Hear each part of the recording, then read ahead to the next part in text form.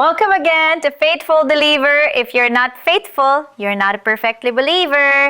And if you haven't subscribed yet, please do so for me. Ating pagbigyan ng isang pastor na nais maipalabas ang sama ng kanyang kalooban. Ang paborito niya mapaglabasan ng saloobin ay isang exorcist priest, si Father Darwin Gitgano. Ang kanilang pag-uusap ay sa wikang Bisaya. Para mailan yun, Reverend Darwin, nga isog ka, tinood ka nga pare. Tag 5 minutes ta o 10 minutes ta, akong pamatudaan. Nga kamong mga Katoliko, nagsimbag matug kahoy. Nga inyong lilat ang mga tao. O yan, parugipod nga balganan nga wala. O dili tinood, musungol pa ka. Akong pamutadaan. Nga kamong mga pare, naglimpong o nagtikas o nagbakak sa mga tao kay inyong ipasimbag batog kahoy. Imo po pamatudaan na wala. Musungkol pa ka. Tag 5 minutes or tag 10 minutes ikson. Aron makita kung kinsay nagsulti sa kamaturan. Ayun ang pangutana. Una, pinanggang igsuon, open forum ni dinidibate. So, muna nga, pangutan na lang. So, ang iyang pangutan na, nagsimba kuno ta og ribulto, nagsimba kuno ta kahoy. Ako nang ibasa ang Catechism of the Catholic Church. We do not worship as God, but we honor them. Irespeto ta kay balaan man ang butang. Ako ibasa kay kanina, kaalam sa SGS, ang respeto sa balaang butang mahimong santos, mahimong balaan. Wala nagrespeto ta karon. So, karon di ta magdebate. Okay. So, pangutan na lang. Simutan ako. Oh, maghimo man siya ruling, di pa niya program. Mao lagi. Sige. Lakon ra ba ka ko Pangutan na, Pastor. Pastor Archie Arnides. Soldiers of Christ. Okay. Atong pangutana. Ni balik. Una, nag-ingon ang Habakuk 2:18. Bati ka bati. Unsay kapuslanan sa mga linilok nga mga ribulto nga mga larawan nga mga binuhat sa kamot sa tawo, lata, bato ug kahoy nga nagatudlo sa mga tawo sa kabakakan. Pangutana, inyong ribulto nagsulti ba tinuod sa mga tao o wala? Okay, ato sundan. Ang teksto, hindi na iman. Habakuk, ako ba 2:18. Di ato sundan, ato pinangga, nagsuon din sa kong utubag dayon, kaya atong tubagon, o atong basahon ang iyang teksto. Habakuk 2:18, basta na, kana ba, relax ra.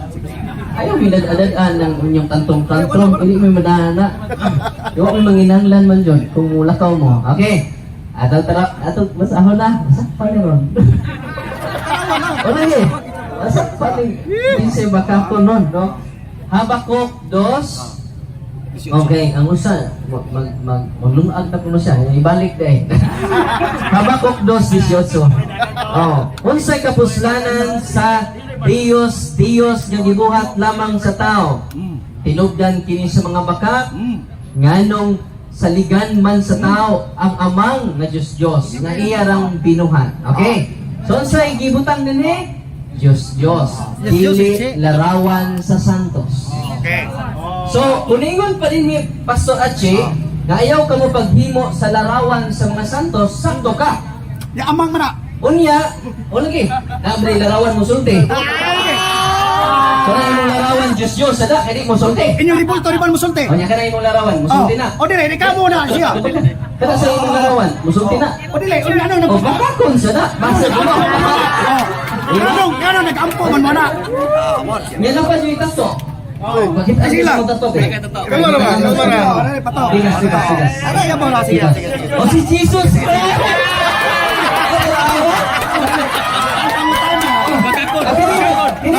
Ako pangutun na. Si Jesus Christ! Ini si Jesus Christ! Jesus Christ! Okay Ha, ang pakutan na ha? Alawa ha? Basak! Oy, karon, pakutan na! Matot mo din sa 18, kung sa may kapuslanan nimo nga Diyos, binuhat lamang sa tao. So kini, binuhat mo ni sa tao. Si Kristo. Meron pangutan na. Pinangga nga pastor. Yan naaman na kay Diyos diha. Nakasupak ka nini. Dapat ato ng baon. Ikson, sa una, wala pa ko nagbasag Biblia. Wala akong ipatik dire.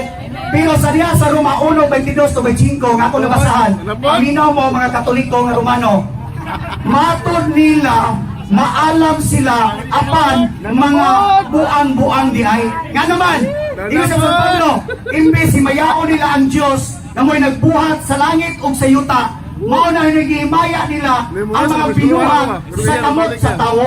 24, apan gipasagdan na lang sila sa Diyos diya sa mangilaad nga gitingwa sa ilang kaguriyon. 25, kaya ang kamatuoran may tungod sa Diyos, ilang gipulihan o bakak ang kamaturan o may ilang gipalabi o gisimba o gilagaran ang mga binuhat sa kamot sa tawo nga unta ang mabubuhat nga maunta ang angay daygon hangtod sa kanturan. Amen.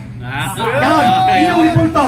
Nganong naghimaya mo ni Maria, pakita ako sa Biblia nga himayaon o simbahon si Maria nga nagingon man si Kristo sa Lucas 4:8, giingnan niya si Satanas. Satanas, simbaha ang Ginoo nga imong Diyos o siya lamang ang alagare. Apan inyong gipaalagan ang mga tao sa mga batok, mga kahoy. Soon, ilaw panguday, soon. Ako pangutana, Pangutan, oy. si Maria nga batok kahoy, binuhat sa kamot sa tao, dili. Salamat kayo. Mapi lagi ka na kay na kay tato. Ang delikado ni nangatake niya na tato. O niya si Jesus Christ sa diyan. Na atabak ang Ginoo. Dili lagi matuis. Na mismo pastor na siya, doon na pa'y imahin ni Jesus Christ na sa iyang braso. No? Kung gusto niyo siya, iyan ang ipalangkat. Pero hang Diyos ko na.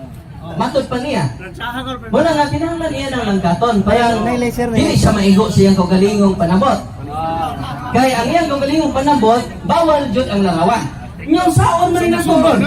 Ganiamas ang lawas. Ang ato, labaw balik, ginaamas ang lawas. Larawan jud sa atong Ginoong Jesucristo. So, base sa iyang pagsabot, siya rin ang pagsabot sa iyang kaugalingong pagpamagaan. Amen? Pa ko ilaman na rin pa na Yan ka to ha?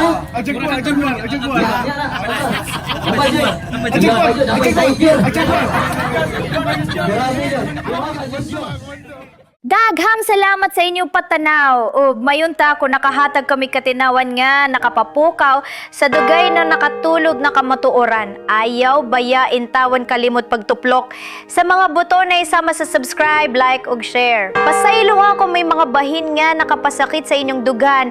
Kini sulag malamang ug wala tuyua. Ang amo lang katuyuan mao ora gayod ang pagsulti sa tinuod. Apan kung aduna usag kamoy mas tinuod ug may basihan na dokumento, pwede ninyong isulat sa comment section ug atong esuryahan. Hasta mañana till we meet again.